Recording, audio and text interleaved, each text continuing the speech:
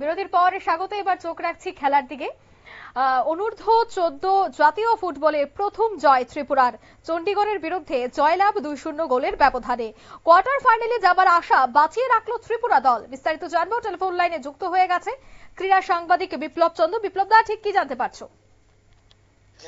দেখো, ছত্তিশগড়ের নারায়ণপুরে আজ থেকে শুরু হয়েছে অনূর্ধ্ব 14 জাতীয় স্কুল ফুটবল প্রতিযোগিতা এবং এই স্কুল ফুটবল প্রতিযোগিতার আজ হিসেব মতো রাজ্য দলের দ্বিতীয় ম্যাচ।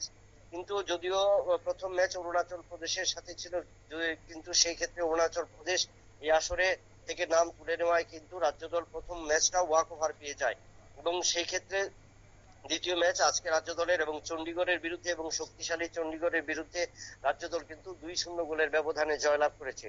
অর্থাৎ জয় দিয়ে এই অভিযান শুরু করেছে এবং এই জয়ের সুবাদে কিন্তু রাজ্য দলের যে আশা তৃতীয় ম্যাচ গোয়ার বিরুদ্ধে অনেকটাই অপেক্ষাকৃত দুর্বল এবং সেই ম্যাচের আগে কিন্তু রাজ্য দলের জায়গা অনেকটাই কোয়ার্টার ফাইনালে পাকা করে নিয়েছে। তবে আজকে রাজ্য দল প্রথম 45 মিনিটে কোনো গোল করতে পারেনি। 75 মিনিটে আকাশ রিয়াং এবং 92 মিনিটে অর্থাৎ অতিরিক্ত সময়ের 2 মিনিটের মাথায় সায়ন দাস গোল করে এবং সেই 2-0 গোলের ব্যবধানে কিন্তু চণ্ডীগড়ের বিরুদ্ধে রাজ্য দল জয়লাভ করে তাদের প্রথম জয় হাসিল করে। অঙ্কিতা, একদমই ধন্যবাদ। অর্থাৎ প্রথম জয় হাসিল করে নেয় রাজ্য দল। অনূর্ধ্ব 14 জাতীয় ফুটবলের যে আসর চলছিল সেখানে কিন্তু প্রথম জয় ছিনিয়ে আনে রাজ্য দলের খেলোয়াড়রা। নিয়ে নিচ্ছি ছোট্ট একটি বিজ্ঞাপন বিরতি, সঙ্গে থাকুন।